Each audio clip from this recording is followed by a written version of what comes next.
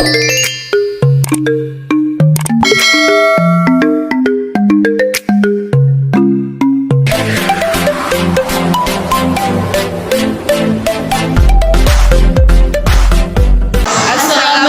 warahmatullahi wabarakatuh. Perkenalkan, kami dari kelompok 7 akan mempresentasikan hasil kerja kelompok kami. Sebelumnya, perkenalkan nama saya Devi Febranisha. Perkenalkan, nama saya Muslimatul Khairat. Saya Resti Wulandari. Historis dan teologis, akhlak dapat memandu perjalanan hidup manusia agar selamat di dunia dan di akhirat. Tindakan berlebihan bila misi utama kerasulan Muhammad SAW adalah untuk menyempurnakan akhlak manusia. Sejarah pun mencatat bahwa faktor pendukung keberhasilan dakwah beliau itu antara lain karena dukungan akhlaknya yang prima.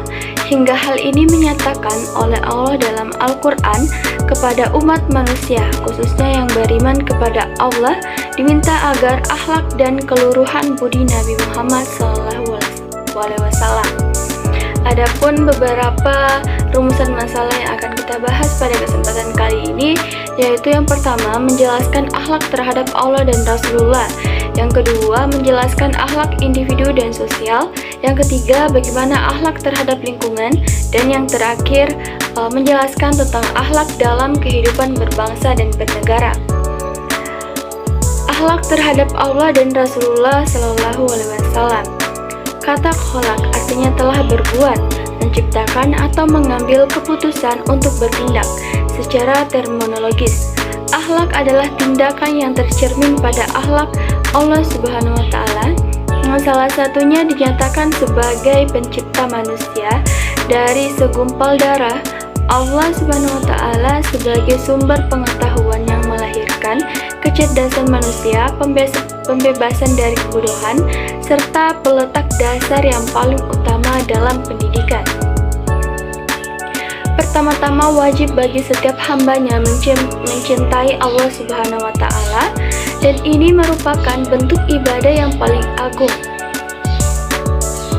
Karena dialah Rabb yang memberi anugerah kepada segenap hambanya dengan berbagai nikmat, baik lahir maupun batin.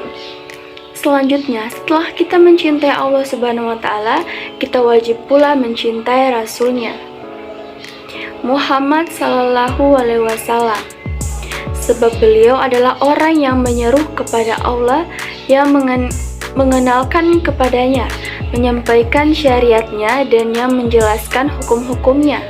Karena itu, kebaikan yang diperoleh kaum mukmin, baik dunia maupun akhirat, adalah dari usaha Rasulullah Shallallahu Alaihi Wasallam, dan tidaklah seorang masuk surga kecuali mentaati dan mengikuti Rasulullah Shallallahu Alaihi Wasallam. Dalam suatu hadis disebutkan bahwa ada 3 perkara yang jika seseorang memilikinya akan merasakan manisnya iman, yaitu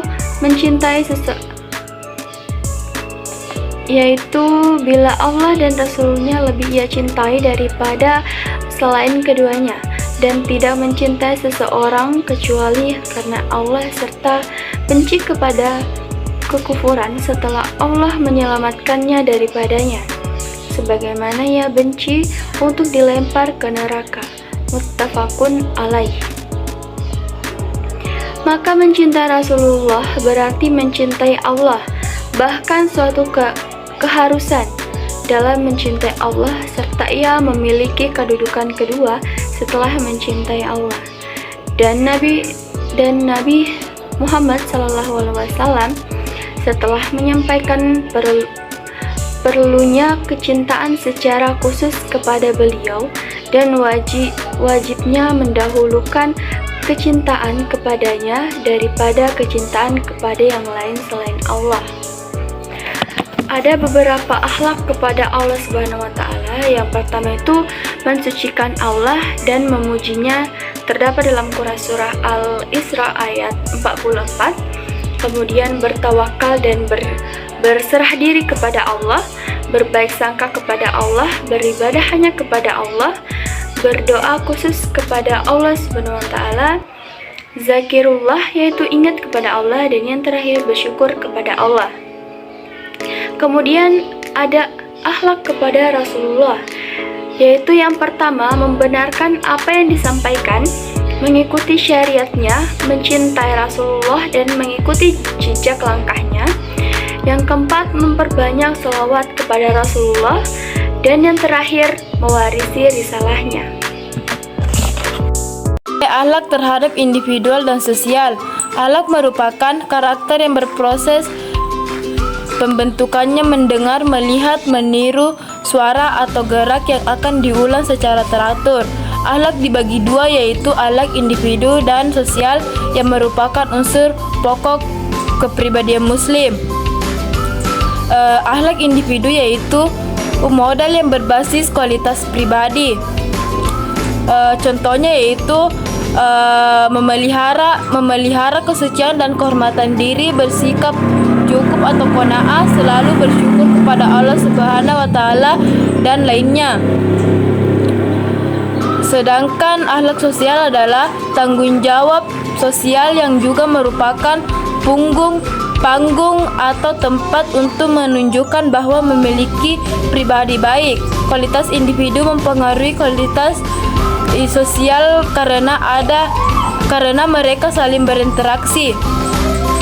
Ada 5 prinsip hubungan individu sosial, yaitu pertama, keseimbangan antara individu dan sosial.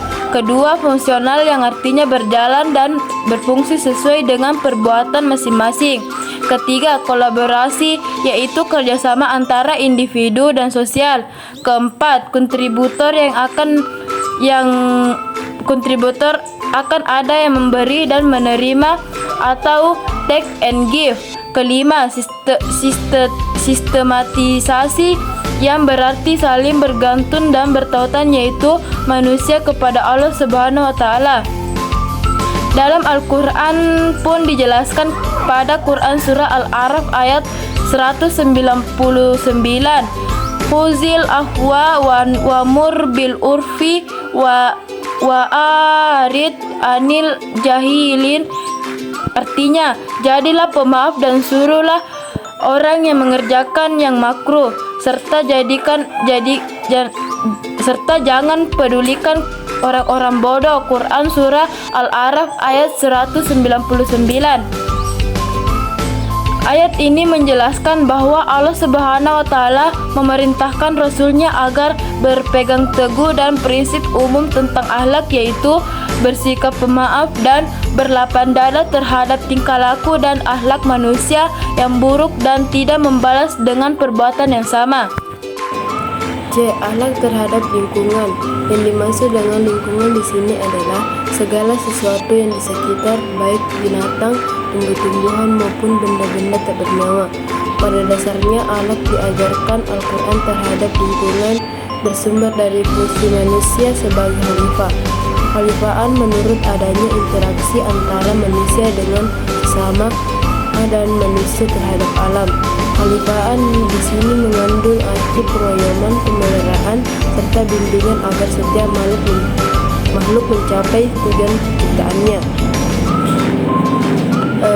Menurut Muhammad Bakir Al-Sar yang dikutip oleh Muhammad Quraisyihab yang mengupas ayat 30 surah Al-Baqarah 86 dengan metode tematik, mengemukakan bahwa khalifaan mempunyai 3 unsur yang paling sedikit, kemudian ditambahkan unsur keempat yang berada di luar.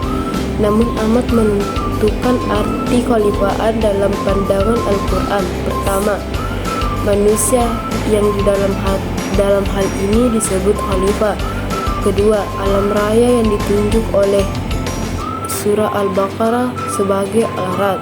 Ketiga, hubungan antara manusia dan alam dan segala isinya termasuk dengan manusia.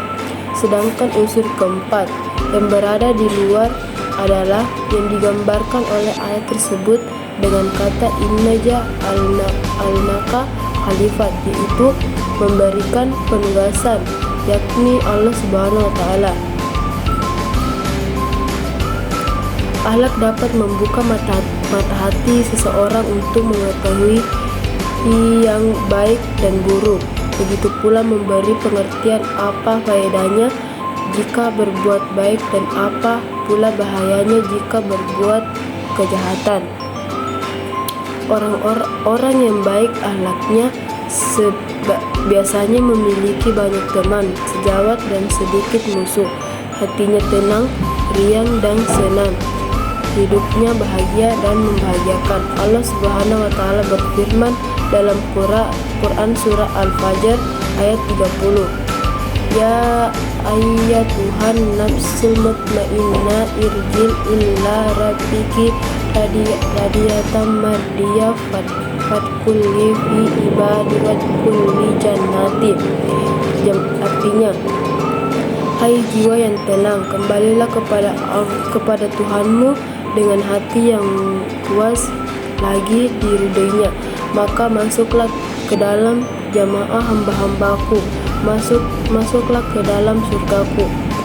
Untuk maka perlu kajian tematik sehingga ditemukan prinsipnya dan bagaimana sesungguhnya konsep pemeliharaan tersebut sebagai ajaran yang lengkap dan memiliki unsur-unsur akidah, syariah dan muamalah. Sudah semestinya konsep tersebut ada, lebih-lebih bila dilihat dari aspek muqasid al-syariah yang termasuk aspek tahsini dan berkaitan dengan akhlak qaryah.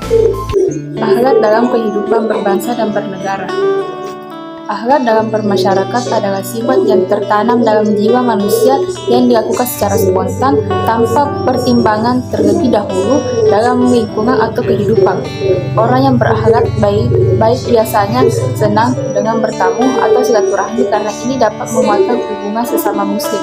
Beberapa kegiatan dalam bermasyarakat yaitu bertamu dan menerima tamu, hubungan baik dengan tetangga, ada pergaulan dengan lawan jenis, dan ukhuwah Islamiyah atau persaudaraan antar umat Islam.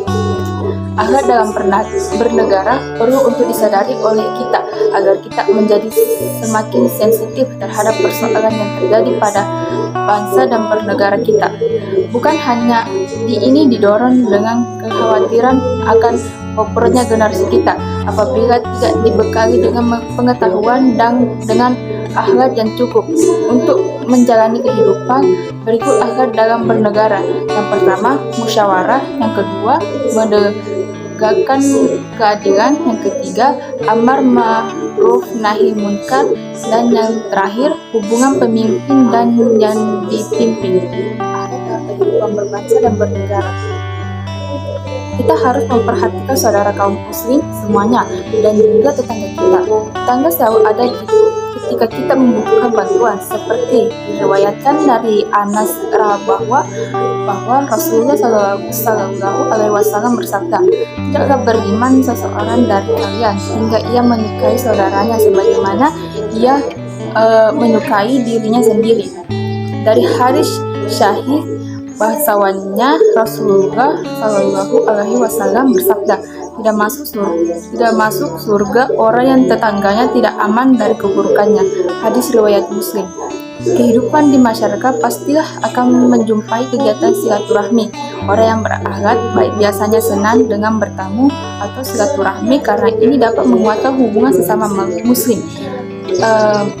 Beberapa kegiatan dalam masyarakat yaitu bertamu dan menerima tamu. Bertamu sebelumnya memasuki rumah yang bertamu hendaklah meminta izin kepada penghuni rumah dan setelah itu mengucapkan salam. Allah Subhanahu wa taala berfirman, "Hai orang-orang yang beriman, janganlah kamu memasuki rumah yang bukan rumahmu sebelum meminta izin dan memberi salam kepada penghuninya. Dan demikian itu lebih baik bagimu agar kamu selalu ingat." Quran surah An-Nur ayat 24.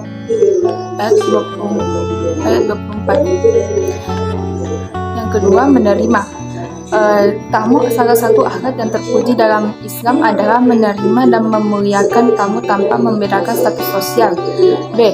Hubungan baik dengan tetangga. Sebagai seorang muslim yang baik, maka hendaklah kita senantiasa memperlakukan tetangga kita dengan senantiasa memperhatikan dan memuliakan haknya. C. Ada pergaulan dengan lawan jenis.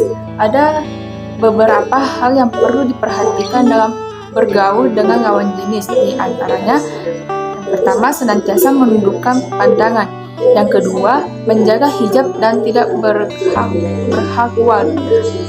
Yang ketiga, berkomunikasi untuk hal yang penting saja.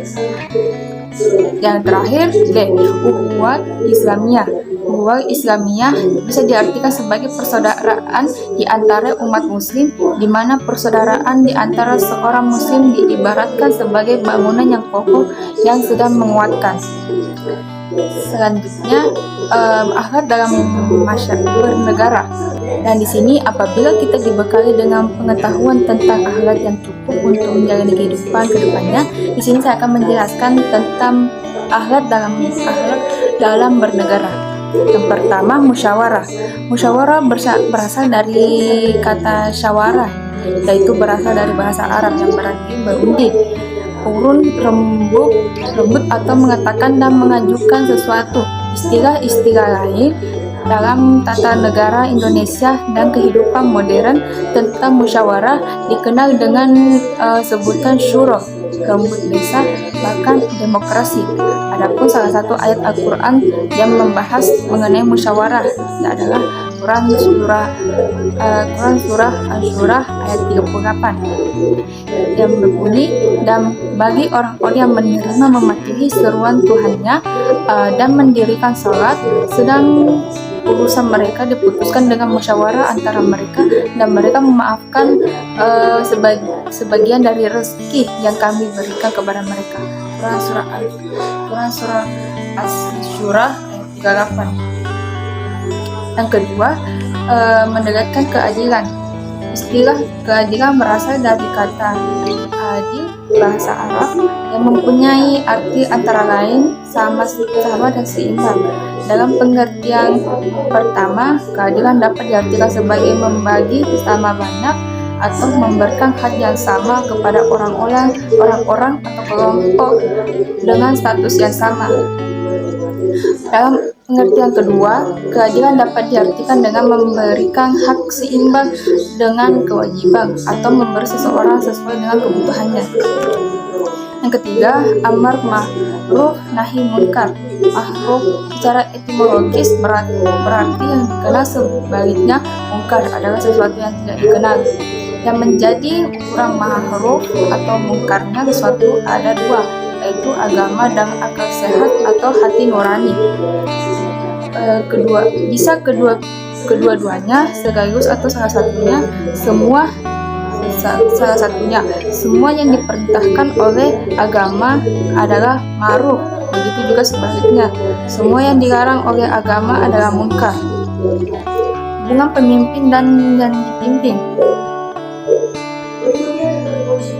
Al-Quran menjelaskan bahwa Allah Subhanahu wa Ta'ala adalah pemimpin orang-orang yang beriman. Allah pemimpin orang-orang yang beriman.